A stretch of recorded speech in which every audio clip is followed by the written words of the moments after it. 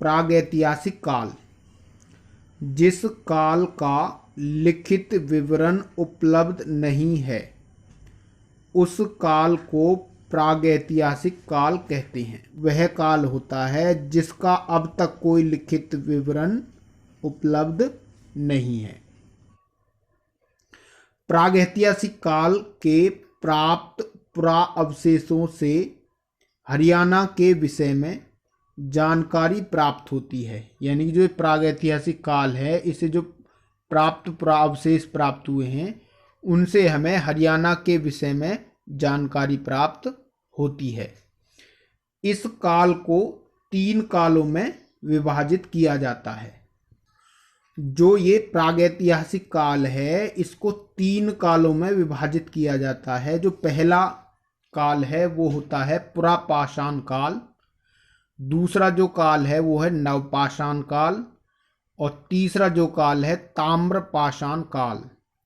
तो हम पहले बात करते हैं पुरापाषाण काल की। इस काल के पाषाण, पाषाण मतलब होता है पत्थर, इस काल के पाषाण उपकरण पिंजौर, धामली, सुकेतड़ी, अहिया, कालका के नज़दीक पपलीना है, चंडीगढ़, फिरोजपुर झिरका, कोटला आदि स्थानों से प्राप्त हुए हैं। जो ये पुरापाषाण उपकरण प्राप्त हुए हैं ये छोटे, गोल और चपटे पत्थरों के रूप में हैं। जितने भी ये यहाँ पर पुरापाषाण काल उपकरण प्राप्त हुए हैं, जो इनका आकार था वो छोटे थे, गोल थे और चपटे पत्थरों के रूप में हैं। इस प्रकार के उपकरण सोहोन घाटी से भी प्राप्त हुए हैं। ये वेरी वेरी इंपॉर्टेंट हैं। जो ये गोल, चपटे और छोटे पत्थर मिले हैं, इस प्रकार के जो पत्थर थे वो सोहोन घाटी से भी प्राप्त हुए हैं। इसके बाद हम बात करते हैं नवपाषाण काल की। इस काल में, यानी कि जो नवपाषाण काल है, इस काल में मानव कृषि करने लगा था। यानी कि इस काल में मानव ने कृषि को करना प्रारंभ कर दिया था। इसके साक्ष्य हिसार जिले के सीसवाल से प्राप्त हुए हैं। जो कृषि करने के जो साक्ष्य हैं, जो प्रमाण है, वो हिसार जिले के सीसवाल से प्राप्त हुए हैं।